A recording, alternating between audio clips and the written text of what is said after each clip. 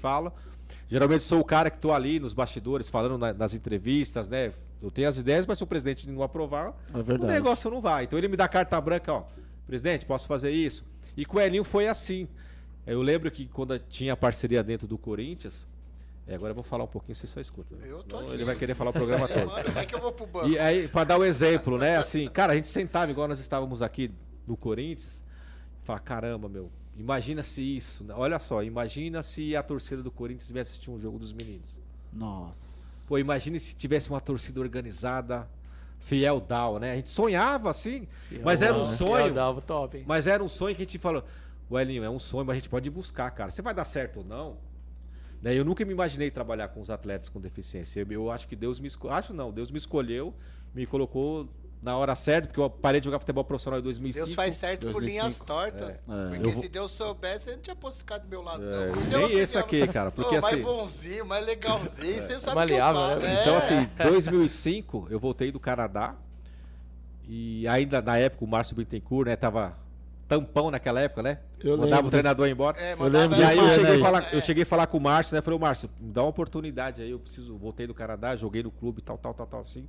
Ele falou, Cleiton, o que eu posso fazer é o seguinte, se eu continuar, eu te dou uma oportunidade de você treinar no grupo.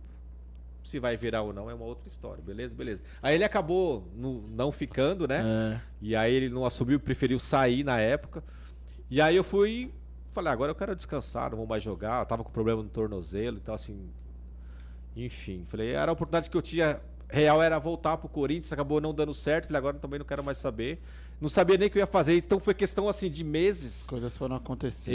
Eu participei de um evento com o Corinthians, né? No Pacaembu, na época eles tentaram fazer igual o Teleton. Eles fizeram o Tele a Pai. Esse Tele a Pai era o mesmo formato, só que era no canal 21, lembra da Band? Como se fosse o Sport TV. Sim. E o Silvio Luiz ia narrar o jogo, como narrou o jogo. E aí os caras, o que você pode ajudar a falar? Eu levo o Master do Corinthians, Edmar, Viola, Dinei, esses caras ainda estavam, Wilson Mano, os caras ainda na época de 2018 jogavam. Né? O próprio Fubá jogava. Fubá. E aí o Nuno Leal Maia, o ator da Globo, né? Ele foi meu treinador no Botafogo da Paraíba. E ele tava em São Paulo fazendo uma peça.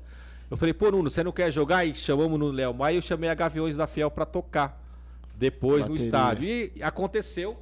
E só que foi bem no dia da morte do Claudinho, né? Do Claudinho Bochecha. Lembro. Ele faleceu no domingo, era bem no dia do evento. Aí foi um negócio pesado, assim, porque todos os envolvidos ali conheciam ele, tinha amizade, inclusive a Suzana Alves, a tiazinha, tava com a gente lá. Então, assim, foi um negócio muito bacana. E aí a minha participação efetiva foi essa: jogar contra a seleção brasileira de futebol para atletas com deficiência intelectual. Também nunca tinha.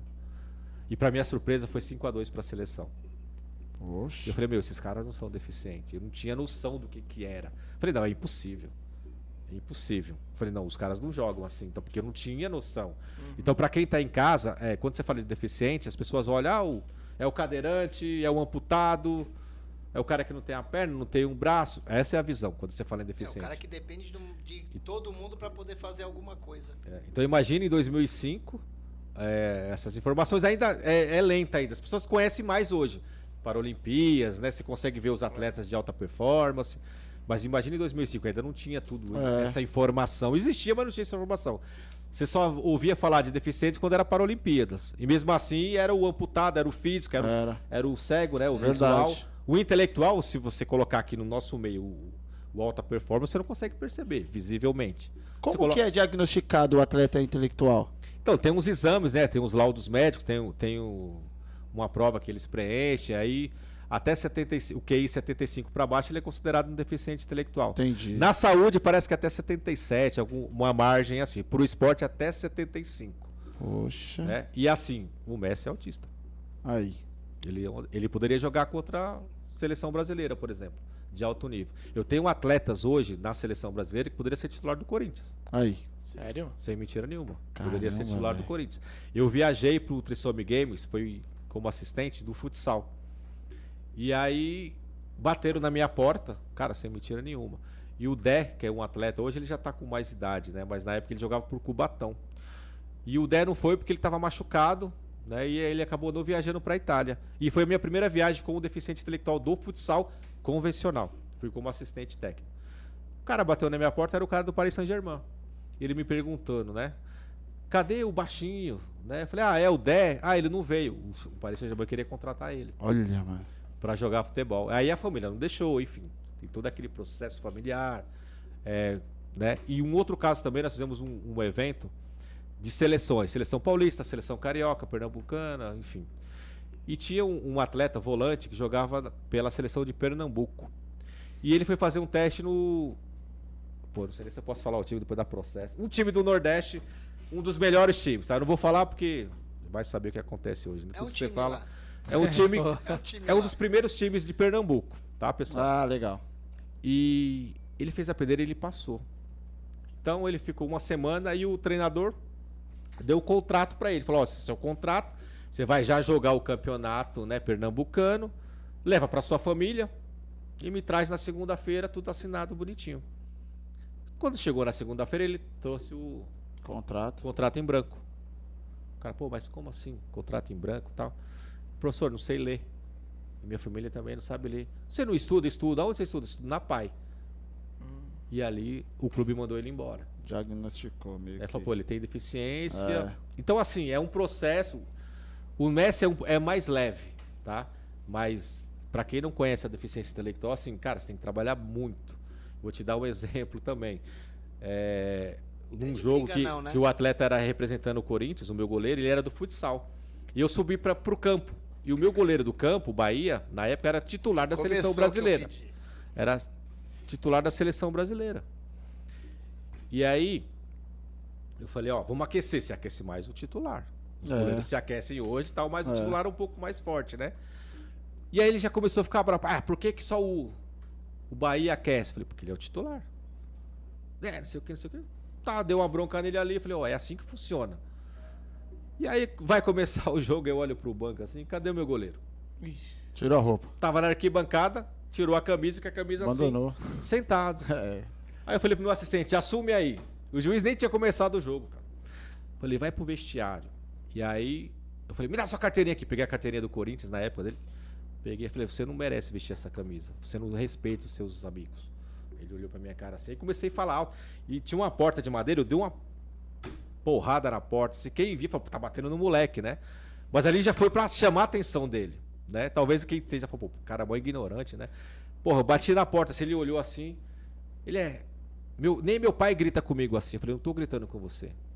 Falei, por isso que você é moleque. Aí comecei a falar. E aí ele saiu e foi pra Hamburgo. Falei, a partir você vai subir pra São Paulo e não vai mais jogar. E tomei a carteirinha do clube dele, né? Falei, pode ir embora. Quer ir embora, você pode ir embora. Eles têm autonomia, né? Pra ir embora. O síndrome de Down, os pais sempre levam. Então, o deficiente intelectual trabalha, tem uns que é casado, dirige.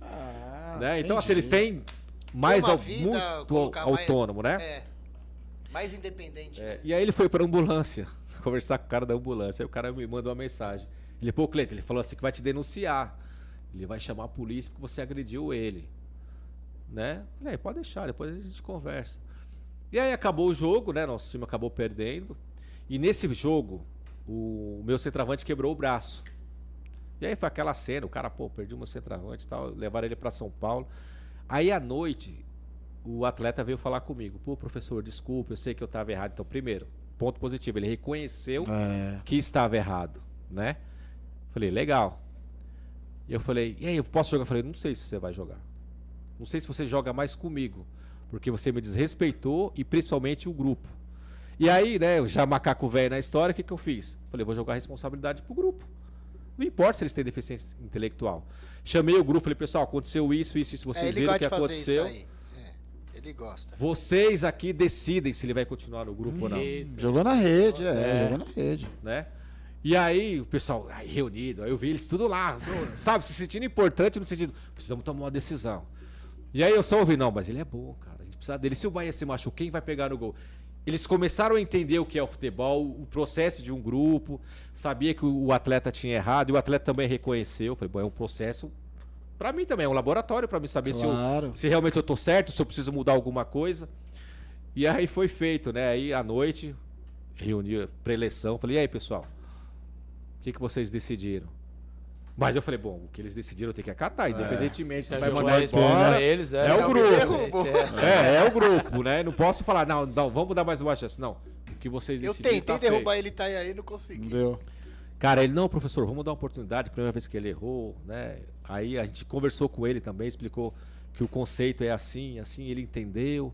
Porque assim, se você não tem uma estrutura familiar, isso acontece muito. Eu posso tudo. Você, Nélio, é verdade. Eu posso tudo, então eu posso tudo.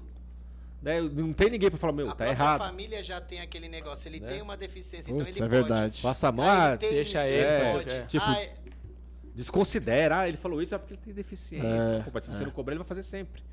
Então, no futebol, eu usei isso. Foi meu laboratório, então eu tô lá. E aí depois tem a cena engraçada, né? Que a gente brinca, né? Espero que os direitos humanos não me enchem o saco. Porque é deles, é natural. Tudo que eles falam, não tem maldade, cara. Né? Então, pro pessoal de casa entender, uma coisa é você ser doente mental, a outra é você ser deficiente intelectual. Agora não se fala mais mental, é intelectual. Né? Então, uma coisa é você ser doente, né, que o cara te senta aqui, acamado, se eu não for com a sua cara, eu posso passar 10 anos, eu posso te prejudicar. Ou posso virar um serial killer. Sabe assim, o doente, ele não tem controle. Então ele cria uma situação que, de repente, você falou uma coisa que eu não gostei, não gosto mais de você. E assim, isso aconteceu comigo na faculdade, depois, se tiver tempo, eu conto essa história. Vai ter tempo. É pro pessoal entender a diferença do doente e do deficiente. Do deficiente, ele tem dificuldade de algumas coisas, de compreensão. Eu tenho um atleta que eu pegava 10 moedas, tirava 2 e não sabia quanto ficava. Mas que dirigia carro. Caramba. Então assim, dependendo do comando, que eu digo do comando assim, nós estamos aqui sentados. Então o Elinho é um deficiente intelectual. Eu já falo diferente, não é comando, é uma confiança. Também, mas assim, isso é importante. Eu acho que para tudo você precisa passar confiança no que você está falando e para a pessoa entender, principalmente quando você é um treinador ou um professor. Mas, por exemplo, o Elinho tem a confiança comigo. Então hoje eu não estou apresentando o programa. São vocês dois. Se você falar alguma coisa que ele não gostou, ele levanta e vai embora na hora. Nossa. Certo? Então acontece muito disso, como aconteceu com o meu goleiro. Né? E aí no final a gente até brincou, né, na preleção, que ele falou assim, professor, pediu desculpa no grupo, falei, vamos entrar em campo. Ele, mas eu posso falar mais uma coisa? Olha, pessoal, desculpa, é assim. Eu sei que eu errei, eu tô aqui para aprender, eu entendi que ele é o titular, eu quero aprender com ele para ser também igual ele. Caramba. Falei, pô, legal, é isso aí. Aí veio a deixa, que todo preleção acontece alguma... acaba com a minha preleção, né? Então, mas eu queria pedir 1 minuto de silêncio. Falei, pô, morreu alguém, né? Pra quem?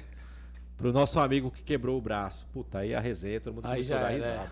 Falei, não se pede 1 minuto de silêncio porque ele quebrou o braço. 1 minuto de silêncio pra quem morreu. E aí segue o jogo, foi embora, ele ficou muito tempo com a gente, hoje já não faz mais parte do time. Mas são histórias assim que a gente brinca e que, se você for analisar o contexto mesmo, cara, é interessante, porque tudo começa pela família. A família não acredita. Eles acham, muitas famílias, olha, o Elinho pode até confirmar, assim, muitos acham peso morto, assim, sabe? É deficiente, joga de lado, não vou me preocupar. Tem muitos atletas bons, e principalmente síndrome de Down hoje, que é o que nós estamos falando aqui, dos conceitos, de como eles treinam, tudo, de pais que não levam para treinar, porque eles dependem para levar. Então o pai, não vou perder meu final de semana, vou tomar minha cachaçinha para levar ele para treinar. Deixa de lá. Vai jogar futebol? Vai fazer o quê? Né? Aí muitas mães, né, Linho, levam, muitos pais também levam, mas se você pegar uma proporção de porcentagem, ele é muito pouca ainda, né? Então, aproveitando o programa aí, acreditem nos seus filhos, porque, cara, se eles não acreditar, para chegar na gente é difícil, não chega. E quando chegar com os profissionais, não só comigo, com o Elinho, ou com os outros treinadores que fazem o trabalho, que trabalham ali pelo amor mesmo, sabe? Aqueles que entram por aventurar, não fica. Então, todos aqueles que trabalham é por amor. Acreditem nos profissionais, né? E trabalhem em conjunto para o negócio dar certo.